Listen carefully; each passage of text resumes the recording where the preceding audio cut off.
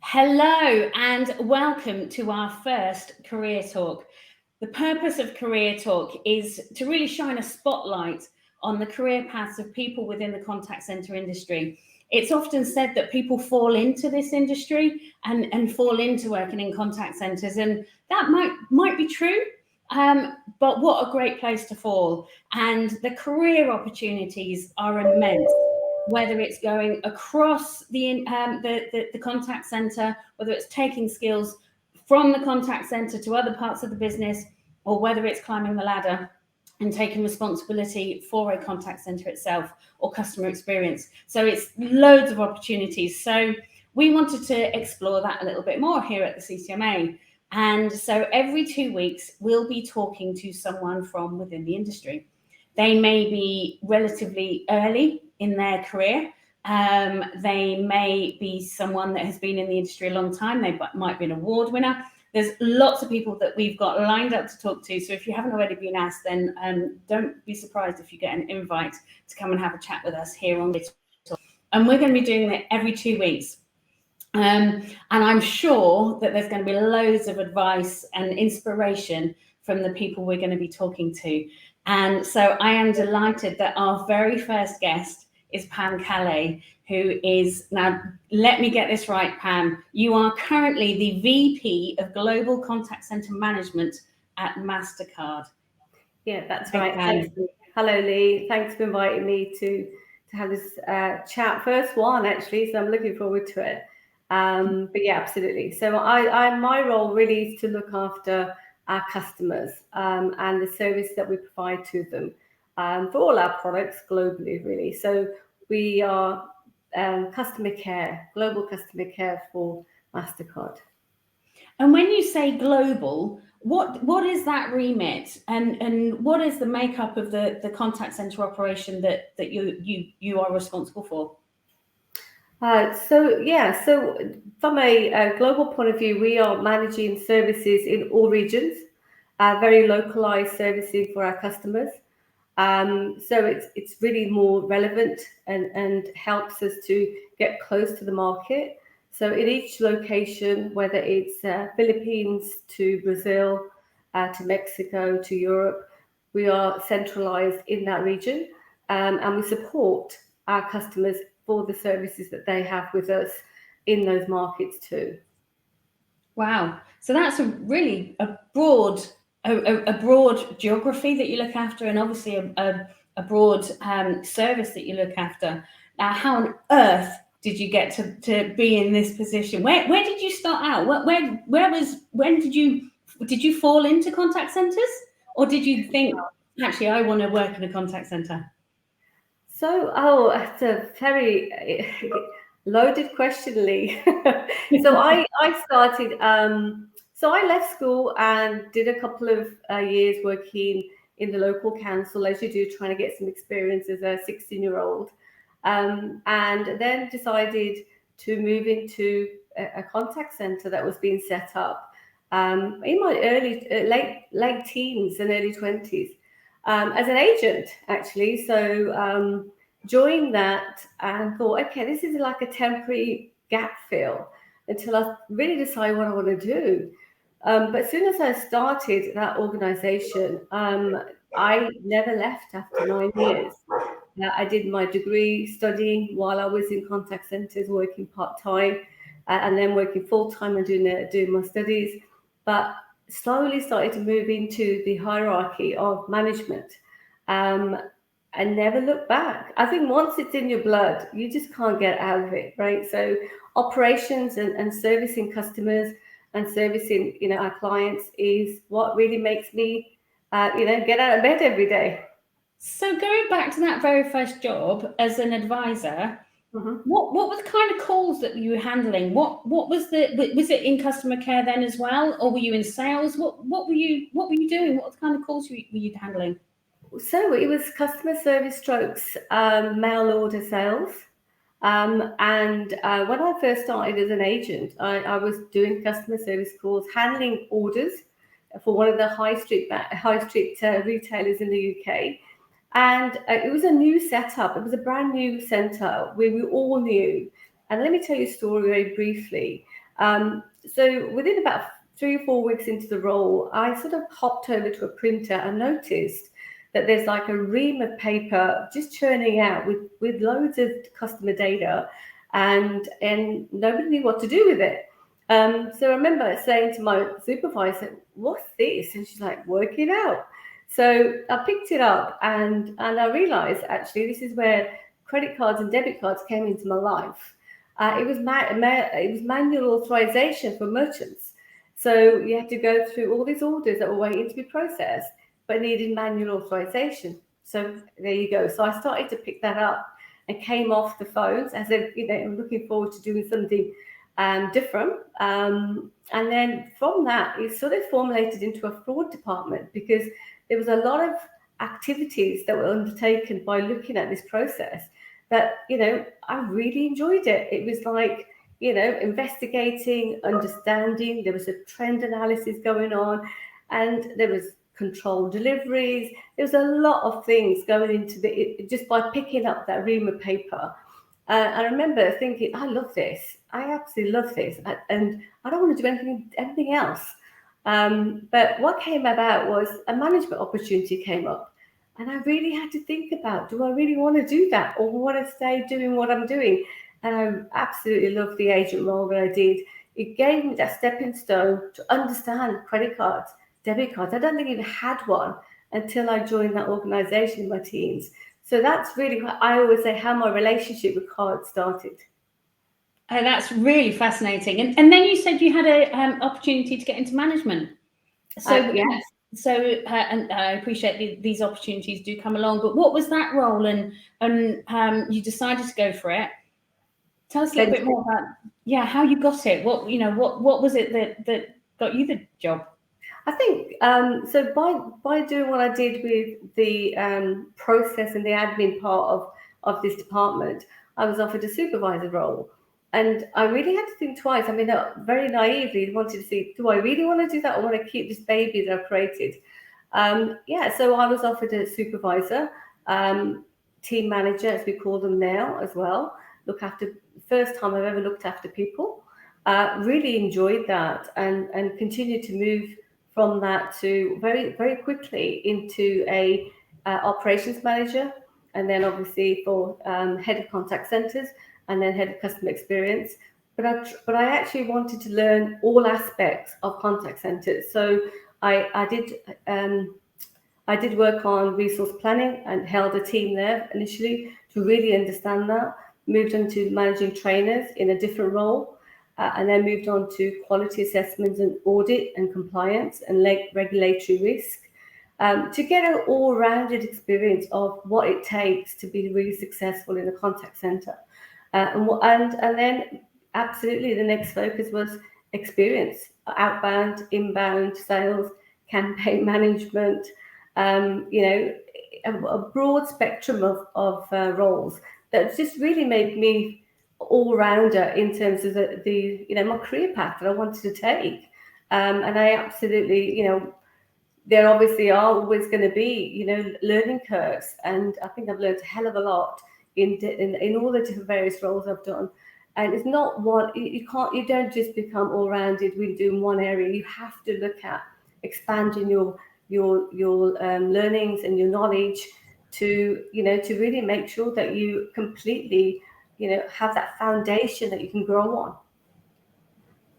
And that's interesting that you've been through a number of the different departments and supporting functions of the contact center, like you say, to get that rounded experience. Mm-hmm.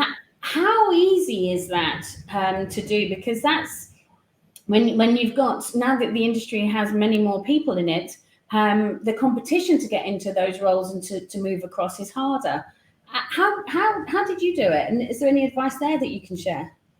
I think the only advice I would give you is have a vision, have ambition, but also be very, very, challenge the status quo, and really look at the opportunities that you can see where you think you can add value. For me, when I looked at these different roles, it was identifying, there's a gap, and maybe I can help to fulfill that gap, and bringing in ideas that maybe they weren't thought of, or bringing in ideas that's quite fresh, a fresh pair of eyes looking at the opportunity. So I always go forward and say, look, here's my plan. Here's what I think I would like to do. Can I support? Sometimes you can go in as a support role and then build up to managing that team. And I've done some of those whether it was in resource planning. We bought a new tool in to do forecasting. I remember the olden days from Excel spreadsheets to I'm showing my age now, to the new technology to use, forecasting and manpower planning. Well, let's start off with the basics. So I was there supporting, and then continue to support until I would say 2 or 3 months into the role, I started to lead the role and lead the team. So that's, I think, another way of doing that. It's not just saying, I want a title. It was like saying, what's the value add? But what are you going to take out of that role as well? For me, it was all about, I've always been into giving more, challenge me more. I don't want to get bored. I really want to make sure that I learn as much as possible. I may not use that. I may not stay in that field, but I've got enough to be dangerous if I need to be. Yes. And now that you're in a senior leader role, and you are obviously one of our head judges on the UK Awards, the UK National Contact Centre Awards. Now you're in a senior role. Are you still learning? Are you still challenging yourself? Obviously, you've got this wealth of experience behind you, which can, I guess, really give you a platform for some of the decisions that you're making. But where are you learning now? Where are you challenging yourself now? So, learning every day. Lee, we were in this workshop yesterday with some of our partners, and we've got so many talented individuals in, and that's really what really makes me, like you said, committed to this industry. Even when you're judging, as you know, we learn so much as judges. There's opportunities for us to think, okay, the new talent that we've got now in our industry is so overwhelming that we're so proud of that, and attracting the right people. And even from day to day from my team, but also from the industry itself, you see all these initiatives. I remember judging last year on one of the categories, and I was like, wow, never thought about that. Okay, let's see how they can help us deliver that, in the areas that we haven't even looked at. So for me, it can never stop. Been in the industry 30 years, it sometimes feels like it just started yesterday. Mainly because there's so much new technology now, as you know, but not just the technology, it's the people behind the technology that are bringing so many innovation ways of helping customers, helping the employees, make sure that the employees feel this is a career rather than just a stopgap. And that's what my focus is. Like I said, we had a workshop yesterday, and the key focus really was, how do we make sure we retain tenure, talented people who have done an outstanding job during the last 2 years, during COVID, working from home, but also individuals that need to now have more, like I did when I started as an agent. I wanted more. I had aspirations to do something different. And we need to give people those opportunities. So that's where I learn, is that how hunger, the individuals are who are in contact centres now, to really keep raising that reputation and the brand of what we do, because we should be very proud of what we do. We do an outstanding job. We do a job sometimes that nobody else wants to do, in my view. Yeah, do you know what? Good shout. And I think what you're saying there around creating those career paths, that's certainly one of the things that the recruiters are telling us at the moment, is that organisations need to be able to offer those career paths. Mm-hmm. But we're exploring in some of the stuff that we're doing around how the role of the advisor has changed. And it is now, you need to have far greater skill set. You need to have the empathy, you need to have all the soft skills, as well as the technical capability to deal with the challenging queries that come in. But so looking back at, you said 30 years, looking back at your 30-year career, what do you think has been your greatest achievement in that time? So I think for me, there's been many. I think every role that you've done is always the greatest achievement for an individual. I know it was for me. But for me, it was all about working in retail, sales, service, more so like a financial organizations as well, but it's so diverse. From my retail to finance to hospitality to, if you think about outbound outsourcing, it's so diverse in the skill set you need to develop. And one of the things I found in my career is that it's having those doors open all the time where you want to go. So for me, that was, I have a plan, I have a vision, I have an ambition, and to be able to say, I've done outbound sales, I've done inbound sales.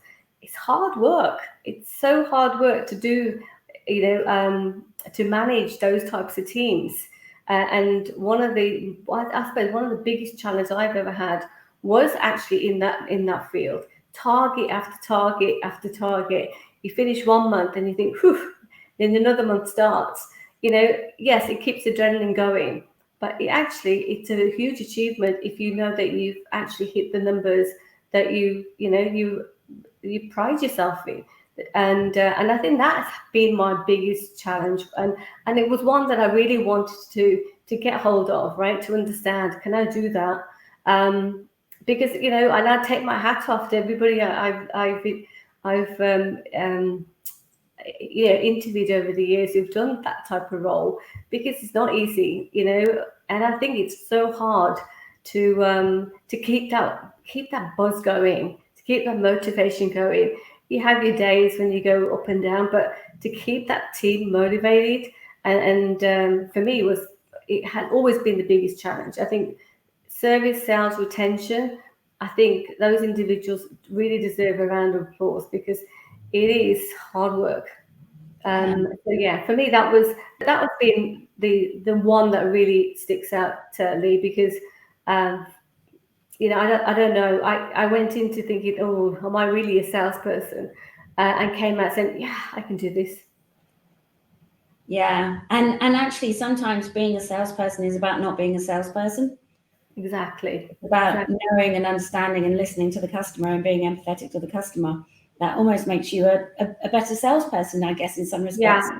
Because exactly. Well, most of my sales have been in regulatory types of products. So you have to make sure the product's fit for purpose.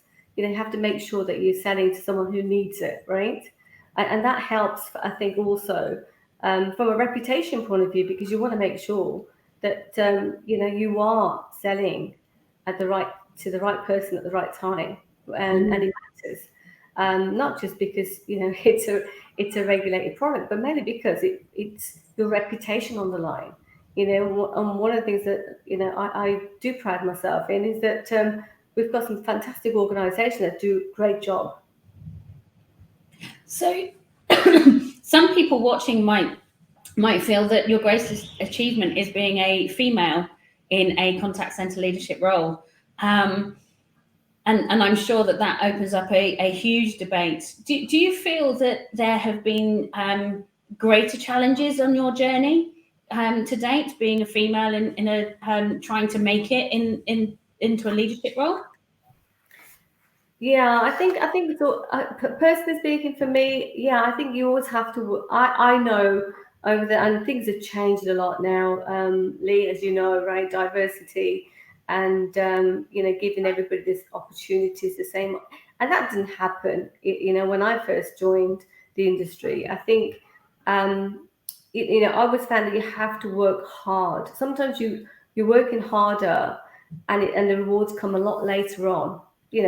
And that was the case when I first joined. And when you have those days, you do have to keep just proving yourself, right? If you know that you've done an outstanding job, and you can go home and can sleep at night and say, I couldn't have done any more. The rewards do come. Now, some days you think, well, they're not coming quick enough. But really, for me, I think early days it was really difficult and was competitive, because not many, even probably now, but not many people wanted to stay on the phones for 20 years, right? But if you have an ambition to go into management or into a specialist role, this industry has been really good to me, and I absolutely would say I would put 110% into into what I do now, but I did then as well. But it hasn't always been easy. You are up against a lot of competition, and these days there's a lot of competition. But you've got to be able to bring something that somebody else hasn't got, and that can easily be just commitment, passion, determination. Do whatever it takes to get it done.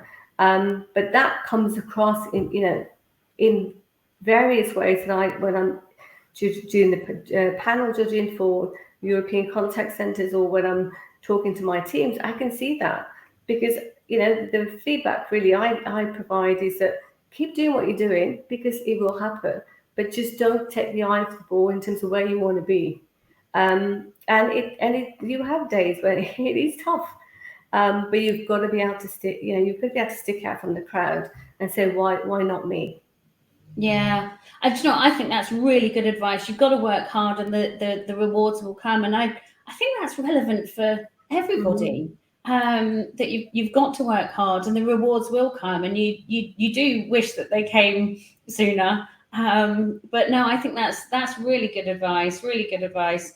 Um, so reflecting again on that 30 years, what's changed the most, do you think, during that time? And technology has changed a fair bit. Customer behaviour has changed.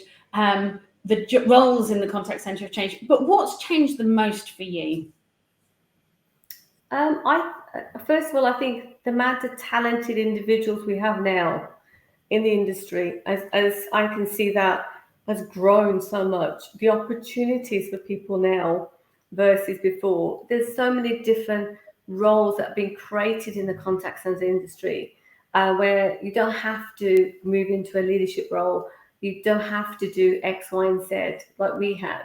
I think that, for me, the talent that we've got and the talent pool we've got is amazing, right? In terms of technology, you're absolutely right. Technology is now really helping us enhance that experience of changing the reputation of contact centers. In my view, we are such a heartbeat of every organization that in my days, I think it was very hard to really show that. Now it's easy to show that, because we've got a lot of technology and data that we can absolutely use to prove that return on investment, or to prove the fact that we're making a dent and a difference in the experience, whether it's loyalty or retention. There's a huge opportunity now for us to really use machine learning to do things quicker. Take those tedious tasks out of the center, out of the individual, make the employee experience better, so that people don't feel it's like call after call, for example. Is there more we can utilize our talent to do that's going to add value to the end client? So I think that's really changed a lot. If you ask anybody 20, 30 years ago where we were to how customer experience now and the value of our operations brings, it's massive, absolutely massive. And that's really what makes me so, like I said, there's never a dull day in the work that we do, right? It's never the same day, but it's never a dull day. You don't watch the clock. You don't say it's 5 o'clock, I need to go home. For me, it's never been that case. And I absolutely, I'm so grateful that I carried on when I was studying and working in the contact center as an agent, and stayed. I remember my principal saying to me at university, when you finish, what do you want to do? Do you want to say what you're doing? I said, yeah, I do. And he was quite surprised. I said, yeah, I think this is where I'm going to stay. But when you finish a degree, you actually feel like you want to go into whether you want to be a doctor, or you want to be a lawyer, or you want to be a teacher. I to be honest, when I was studying, I didn't think I wanted to be working in a contact center. But once you get it in your blood, I don't think you can get it out. So for me, I'm really pleased that I stayed. And do you think that your degree helped you? Yes, absolutely, especially around managing people. I did a degree in business and finance, and obviously that helps as well, because you need to understand, all aspects of business, all aspects of management. But the biggest one I would say to you was leadership. how do you lead versus a manager? How do you focus on that? And that really gives you the foundation, but then you have to put it into practice. Right? So you have to put it into practice in day to day. And that's one of the things that for me was eye-opening, because when I came into contact center, I had not managed anybody. So yeah, it absolutely gave you the theory, the background, the foundation to build your skills, and then continue to keep growing. And have you had trainings throughout? You're just touching on that. So I agree. I think a degree can give you that real sound platform to help you build on your business knowledge if you've done a business and finance type degree. Have you continued to train throughout your career? And has that been mainly when you were starting out, or have you done training more recently? Yeah, I think so. Training for me is every day is a training day, right? I know that's a cliche, but it really is. Training in terms of understanding, a lot more things like diversity, how we manage people, especially the mindset in terms of what's been happening over the last couple of years, how we change the way that we manage that as well. Like I said, it's an everyday learning. Of course, Lee, there's loads of courses, and you do a bunch of courses yourself, right, for leaders. But we do have a lot of leadership training in our organization. The amount of training you can do yourself, or what's available now, whether it's in your organization or outside of your organization, is entirely up to you as individuals. I do pick certain topics that I want to learn. I mean, helping. My son was going through quite a lot of challenging times over the last couple of years with just keeping motivated by staying at home because of the crisis that we're all in. And I wanted to understand how else can help, because by just saying it'll be okay was not enough. So I actually did some counselling, so to understand how do you counsel someone, because sometimes it's very quick to give advice rather than just listen. So, and that also is a technique you have to keep practicing, to say, okay, so let's not solve the problem. We're operations, right, Lee? So we end up going, okay, move out the way, let me solve the problem, rather than just taking that time to listen to what the issue is. Because we are fixers, right? And sometimes in your personal life, you think you can fix your problem, but it's not as simple as that. So yeah, so training and learning, for me, I use the examples over the last couple of weeks, just talking to my team, and you're just listening to some of the experiences they bring to the table.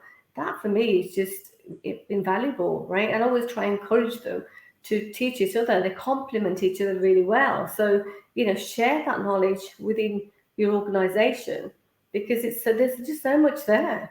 Absolutely, so much there. And so yeah, training, learning, Lee never stops.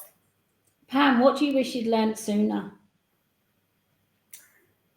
Work-life balance, to be honest. I think in my early days, when you're really trying to make your mark, get to the stage where you want to get to the level you want to get to, you sort of forget everything: relationships, family time, 100% focused on work. I wish I didn't do that, because I lost my parents quite young, and sometimes I wish I just took the time to spend more time with them than trying to sit behind a PC and prove yourself, right? But having that work-life balance. Somebody told me that 20 years ago. I wish they did, but in those days when you're young, you just want to keep going. And one of the things I say to my boys is, don't forget that it's so important to have that break. Take your foot off the accelerator for a while and just focus your well-being. It did impact me, and I never forget it. But now I do what's good for me and what's good for my team, my organization, and try and balance that, because we have to. If we don't try and do that, then how are people going to do it? No, I agree. I remember the whole work-life balance piece really coming into its own about 20 years ago. Yeah. I remember quite a lot of messaging coming out around finding that work-life balance. I remember working on tech that was supposed to support it, but yeah, it's finding that right balance. Right, before I ask you a final question, which will be, what's your greatest piece of advice that you can give anybody watching? I've got some quick fire questions for you. So you ready? Yep. Okay. What's your favorite animal? Elephant. What's your favorite color? Red. I got married in red. Oh, do you know what? Red's my favorite color. Oh, wow. Red was, I had red as our theme at our wedding. Oh, yes. There you go. How funny. What's your favorite season? Summer. Summer, nice. Yeah, nice. Definitely need the sun, right? Yeah, and don't we, especially today. I think the sun's been going in and out while we've been on the call with the wind going so fast. And so, coffee or tea? Chai. I like cha. Indian tea. That's my favorite. I have to make you some next time I see you. Yeah, absolutely. And can you get that in Starbucks, Nero's? Yeah, I think you can, sort of, but not the one I make. So, I'll bring you in a flask. Oh, cool. I look forward to that. And then my final one, which I think we might have already answered, sunshine or snow? So I like both. Snow on Christmas Day, then I don't want to see it again. Sunshine every day. Absolutely. Do you know what? Snow on Christmas Day. I think we had a white Christmas, didn't we? Because I think there was just about, Lee. I think it's for melted by the time we got up. I mean, it pushes the definition of white Christmas. So before we finish, one last question for you, Pam. What is the greatest piece of advice that you can give to anybody that's watching right now around their career and what they might be able to do? Oh, so it's pretty simple for me, and I hope that everyone's doing that anyway. It's really having a vision and having that determination to get to the end goal where you want to get to. But be patient as well, right? Sometimes it doesn't come all straight away, as we said before. But don't give up on that. Keep focusing on that. The vision, the ambition that you have. That doesn't have to be going up the chain or up the ladder, should I say? But it's all about I always like to say, I get paid for doing a job that I absolutely love. To me, that's it. If you enjoy that, and if somebody said, and I say this to my husband all the time, I get paid for this. Can you believe it? I absolutely love it. So you need that, sort of spring in your step when you come out of bed on a Monday morning. I always said, if I ever had to think twice on a Sunday night, like my son always does, do I have to go to school tomorrow? Then I think I time to go, time to move on. But absolutely love what I do, and I love the people I work with, which is what really makes it worthwhile. So keep on the ambition, keep on looking at the end vision, and don't give up. Work hard. We will get noticed. That's great advice. Really good advice. Don't give up. Work hard, and you will get noticed. Pam, thank you so much for joining us on our first Career Talk. It's been such a delight talking to you. My pleasure talking to you, Lee. Absolutely, always is. Thank you so much. And so we're going to be putting this recording onto the CCMA website, ccma.org.uk, along with all the others that we've got coming up. So join us back here on the CCMA LinkedIn channel live in 2 weeks' time. See you soon. Thank you so much, Pam. Thank you very much. Take care. Look, see you soon.